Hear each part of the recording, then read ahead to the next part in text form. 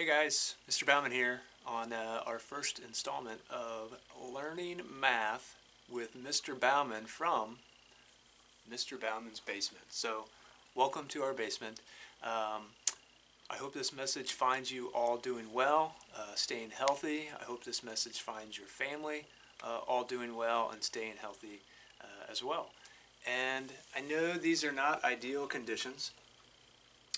But this is what we're going to be doing, and this is we're going to make the best of this. We're going to do our best to make this new strategy for teaching and learning the most effective for you guys. So the purpose of this video is really kind of twofold. One, just to kind of check in, see how things are going, and let you know that I'm thinking about you guys. I miss you guys a whole lot, and I really wish we were back in the classroom. But life has definitely thrown us an unforeseen curveball, and we've talked about curveballs a lot in class.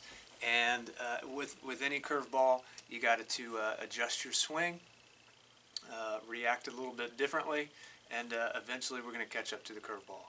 And we will be back together. We'll see each other face to face, and life as we remember it will be back to normal. But in the meantime, we're going to make the best of what we have. I've decided to really kind of decrease the number of Khan Academy videos, decrease the number of IXLs, and really focus on what has been the most important things that we've learned this year, and spend this time on YouTube to review some of those skills so that you guys are 100% ready to enter into high school. So as I've been saying all year, whether I'm in front of you in the classroom or I'm talking to you via YouTube, I want you guys to be comfortable and confident with your math skills when you walk into high school on day one. God willing, I'll see you guys on May 1st, and we can talk more about that when we return. But in the meantime, I want to give you a sense that I'm 100% behind you guys. I'm thinking about you every day. You're in my daily prayers, and I hope that you and your family continue to stay healthy and be well as we move through these next couple of weeks. So, what is class going to look like here in the next couple of weeks? Obviously, I don't have my smartboard, but I do have a whiteboard. So we're going to make the best of what we have. So I got a whiteboard, got a marker. I found a magic eraser. It literally is called a magic eraser. I have no clue why it's called a magic eraser, but it is kind of magical, actually. So it erases dry erase marker from a dry erase board. So don't ask me how it works, because I don't know, but continue to use it.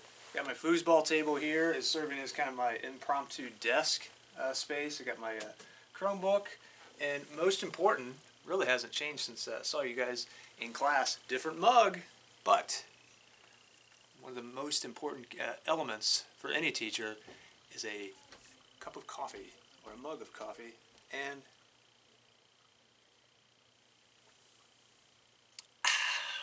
tastes good, even cold. But set that here on the foosball table, and we're going to jump right into it. So let me kind of zoom in a little bit and just pull this forward. Yeah, that'll work.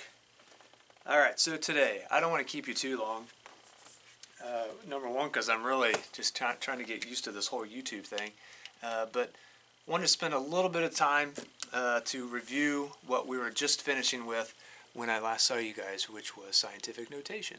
So we're going to hit some of the basics, review some of the basics, and then if you guys check Google Classroom, there's a few questions that I want you to try to answer as your homework for this lesson. So let's jump right into it. So scientific notation, we said a number was in scientific notation if a couple things were true. And by the way, if you need to pause the video to go get a notebook, if you have your math notebook, great. Go ahead and pause the video and go get that and a pencil. Might need a calculator if you have one. If you remember to bring it home on that Thursday evening, great.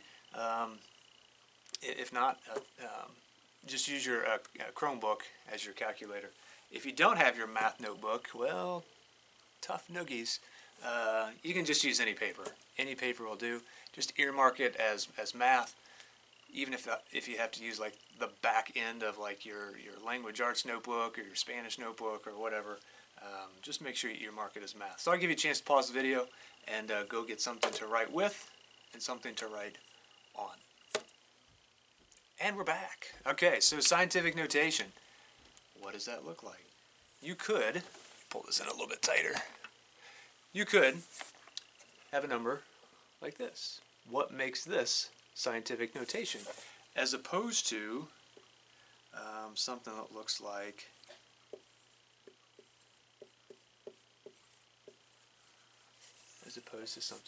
that. What makes the top one scientific notation while the bottom one I'm claiming is not? What do you notice and what do you wonder about these two numbers? That's right, the top one's scientific notation because the first factor is a number that's between 1 and 10, not including 10. This one then is not scientific notation because this first factor is bigger than 10, or 10 or bigger. The second factor in scientific notation will always be a power of 10. If the power of 10 is a positive number, then that makes this entire number, this entire product, really, really big. If I switch this bottom one a bit, move the decimal point in between the 8 and the 6, and then change this 8 to like a -4, so it looks something like that. 8.62 times 10 to the -4. Now is it in scientific notation? You betcha, because now this first factor is between 1 and 10, and the second factor is a power of 10. But notice I changed the exponent, the power, to be a negative number, which is going to make this entire product really, really small. Why? When this is a negative exponent, we're now going to move this decimal point to the left this many times. So if that's the case, my first move is just to get around the 8. That's one move. I have 3 more moves left, which means I need to annex 3 zeros. So this number would be 0.000862. Really, really small number. How about this top one? How many zeros would you have to annex? That's right, you'd have to annex 7 of them. The first move just gets around the 1. I'm moving to the right because this is positive. First move gets around the 1, so I need to annex or add on or tack on 7 zeros. So this would be 4, 1, followed by 7, 2, 3, 4, 5, 6, 7, 7 zeros. If I did this right, I think it's 410 million. I hope that's what you guys got. That's 4, 1, followed by 7 zeros. So that's a little bit of review from the first part of this chapter, kind of the bare bones, the meat and potatoes, the nuts and the bolts, the bacon and eggs, whatever analogy you want to use for scientific notation. Towards the end of this chapter, so I'm talking like the week or so before we had to leave. Let me grab my Chromebook here. Hold on just a second.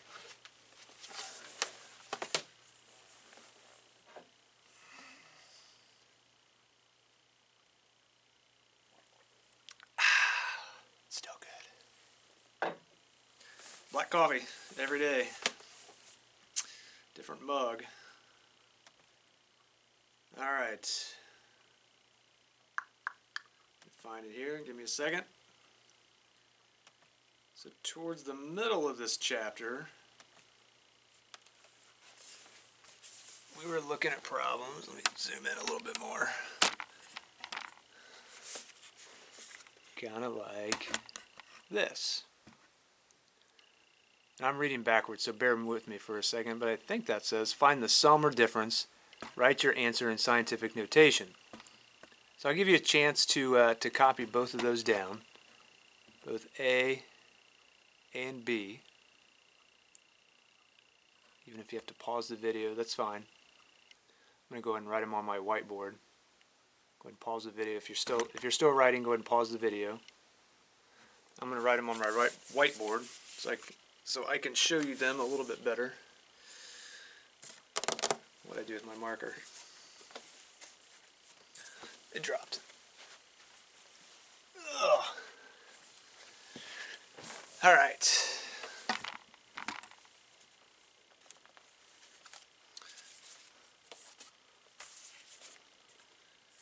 Let's see here. By the way, when you guys do this homework on Google Classroom, I'm still typing up the doc right now, but if you guys can make sure that you follow directions carefully. Some of these I might ask you to write in scientific notation. Some of them I might ask you to write it in standard form. If I ask you to write it in scientific notation, I was kind of playing around with this. When you get to your Google Doc to submit your answer, so I've started to type up your assessment here. When you get to your Google Doc, if I ask you to write it in scientific notation, let me give you the correct steps here.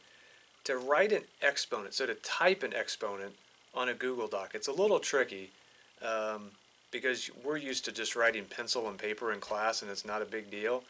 But on a Google Doc, putting an exponent kind of like floating up in the air is a little bit tricky if you're really not used to it. And I kind of had to search and find it because I don't type a lot in class. Everything's mostly handwritten. So in the menus up at the top of the Google Doc, you go to Format, and then the very first option is Text. And then another drop-down box comes, and to do an exponent, it's called superscript. Let me go ahead and write down those steps on my whiteboard. So on the Google Doc,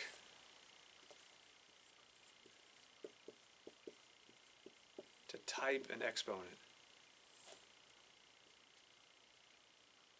Type an exponent. It's the menus up at the top. The first one's Format. And then the first option is Text. And then there's a drop-down menu. It's called Superscript. And that allows you to type in an exponent on a Google Doc. I think it's pretty much the same thing is true for a Word doc, but I don't know if you guys are real familiar with Word doc. But Google Doc, it's very similar. Format, Text, and then Superscript. And then when you're ready to kind of drop back down, so you're done typing the exponent, you just repeat the steps, but unselect or deselect Superscript, and that kind of puts it back into the normal formatting, not Superscript form. Hold on a second. Everything keeps dropping off my chair here. Give me 1 second.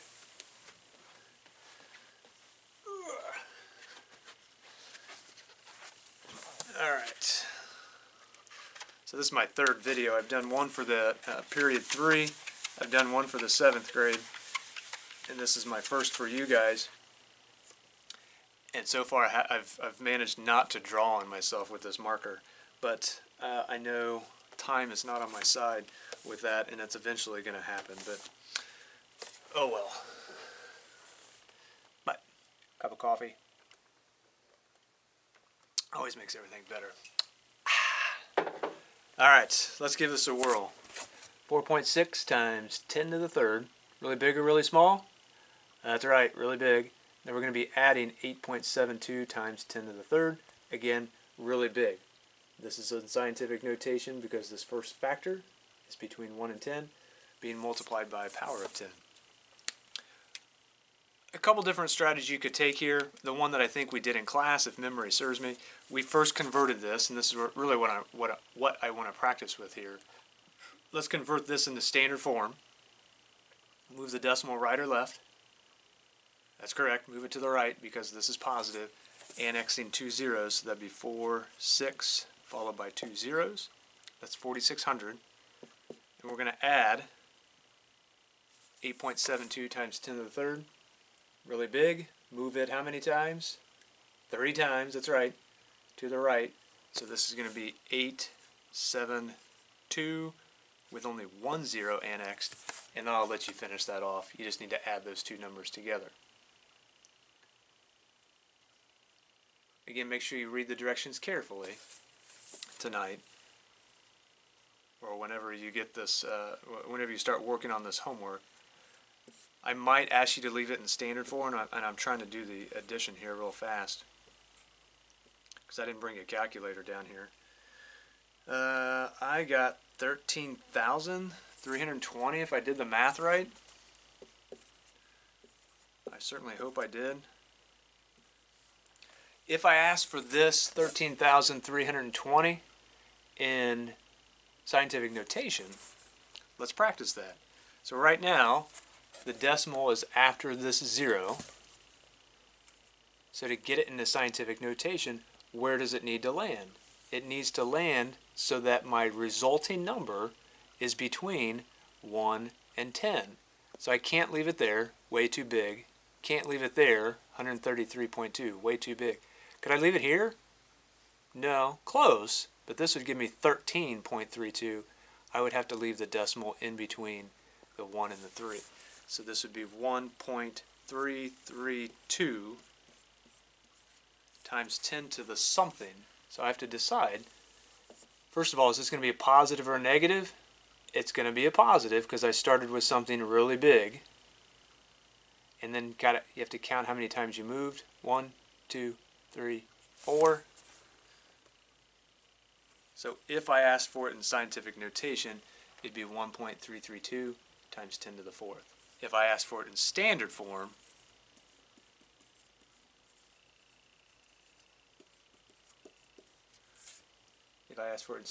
you could leave it as 13,320. Does that help? Good. Let's go ahead and skip that second one because I think it was subtraction. Let me double check, but I think it was subtraction. Same idea, yeah, except it's really small numbers, but I think you guys are good to go. I don't want to keep you too long on this video. Let's move on to some multiplication and division, which is what I'm going to focus on the most on your assignment.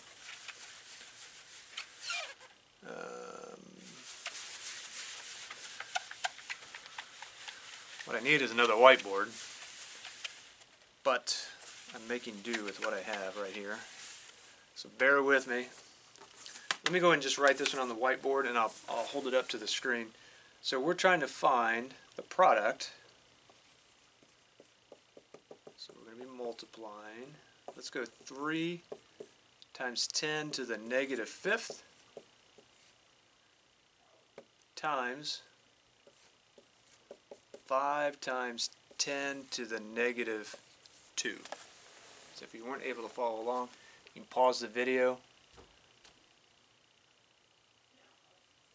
3 times 10 to the negative 5th, 5 times 10 to the negative 2. So this first number, 3 times 10 to the negative 5th, that's one number, that's a product, is really, really small because this is a negative. Same story over here. This product, this number that we're going to get here in a second is really small for the same reason, because this exponent is negative. Now, kind of the long way to do this would be to convert this into into standard form. Convert this into standard form and like go long multiplication. Like you were back in like 4th or 5th grade, multiplying a really small decimal times a really small decimal.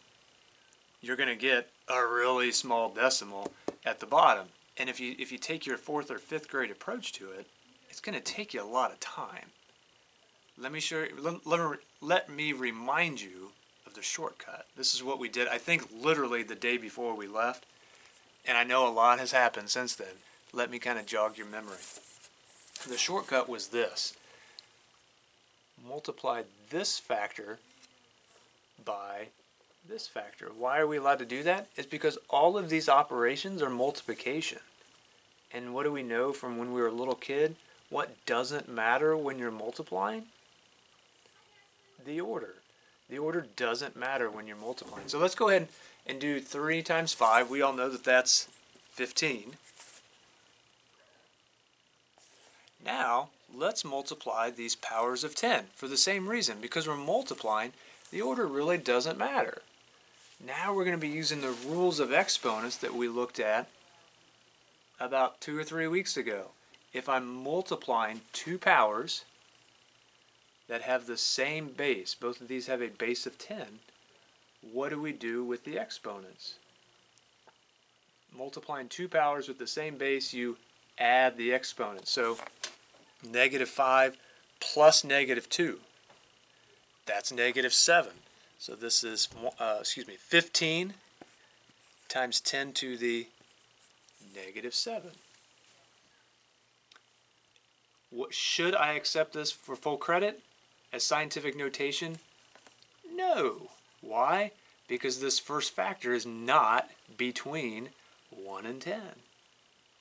So my suggestion here, go ahead and convert this into standard form, then convert it back into scientific notation. I think that's the most intuitive and the most direct right now at this point in your math career. So right now the decimal is right here, and I'm going to move it 7 times to the left because this is going to produce a really, really tiny number. So 7 times to the left, the first two just bounce by the 5 and the 1. So I need to annex how many zeros? That's right, 5 zeros. So this is going to be 0.0000015.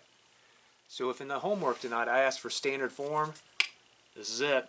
There's standard form. Really, really small number, which is what we said we should have gotten.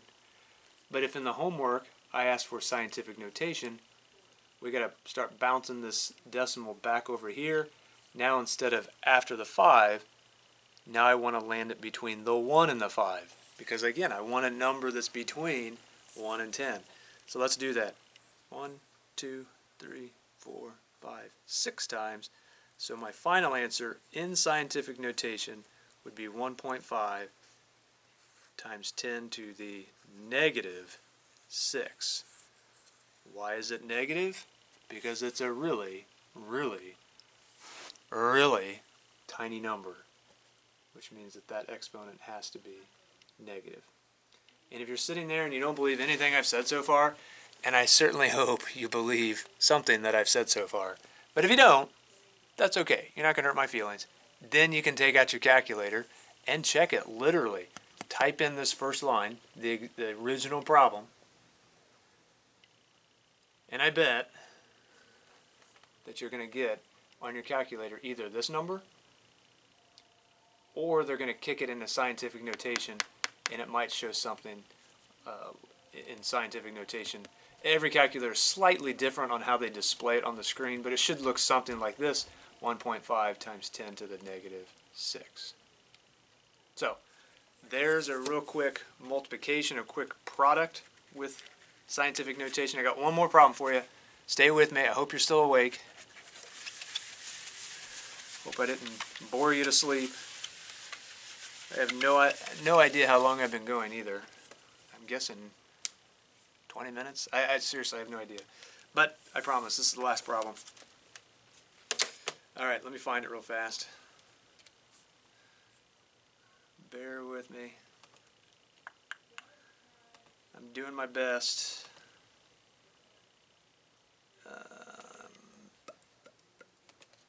Alright, here we go. Last one is a division problem. So we're finding a quotient. Fun word to say. Not as fun as Sheboygan, or, you guys remember my favorite word? Asymptote. That's right, asymptote. But quotient is still a fun word. So we're trying to find the quotient here of 1.5 times 10 to the -8 divided by 6 times 10 to the 7. Alright, if you need to pause the screen, go ahead and do so. Get this in your notes.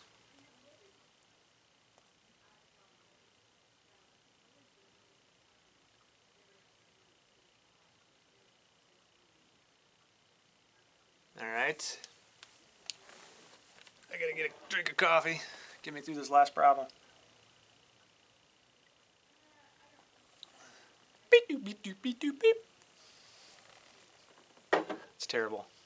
Next time I'll try to remember to do my Chewbacca impression. All right, here we go. How are we going to approach this? Now, you could take the easy way out and just use your calculator, but that's no fun. That's not fun at all. So, let's use the rules of exponents here. We're taking a really big or really small number up here. That's right, really small, because that 8 is negative, divided by a really big number. How do I know that? Because this 7 is positive. If you take something really, really small and divide it or split it into a whole bunch of pieces, each piece is going to be really big or really small. Take something really, really small and divide it into a whole bunch of pieces. The resulting piece, each of the resulting pieces is going to be really, really small. So if you don't get something really, really small here, we know we've messed something up. So the long way to do this is to put this top number into standard form. You're going to get a really small decimal. Move this into standard form, you're going to get a really big number.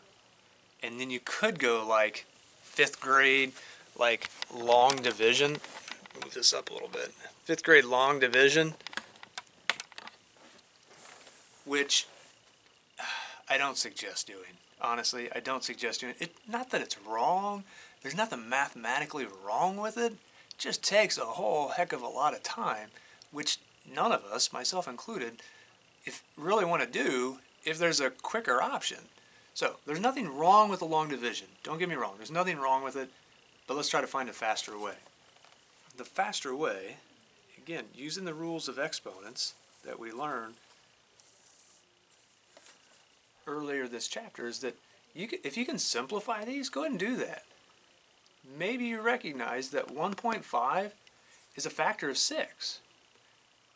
Without using your calculator, how many times does 1.5 go into 6? Interesting question.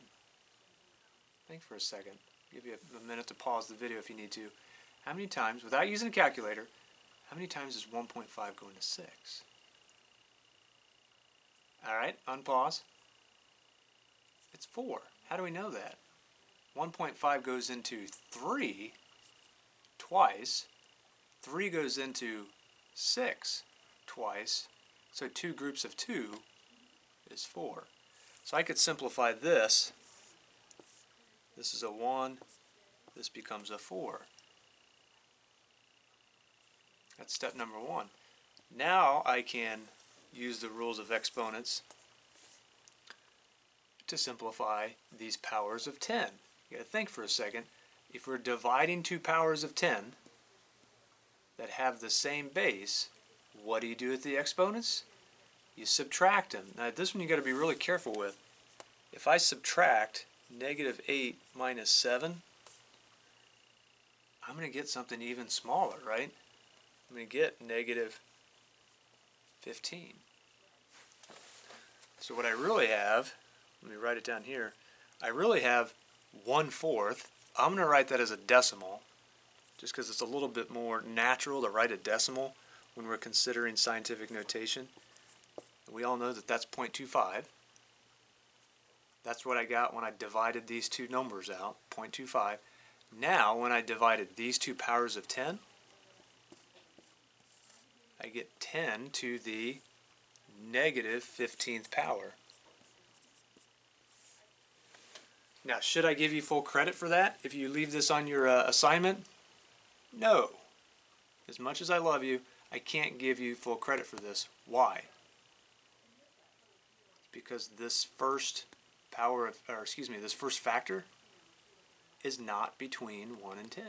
So my suggestion here, convert this first into standard form. This is going to be a whole bunch of zeros because this number is so small. So I'm going to move the decimal left because this is negative 15 times. 0.00. Give me a second while you write yours. I'll write mine.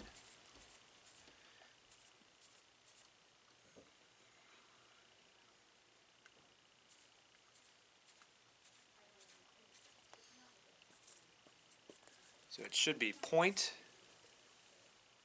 then 15 zeros, followed by 2 5. I bet your calculator can't hold all of those zeros if you tried to check this on a calculator. We said at the very beginning, you should get something that's really, really, really small.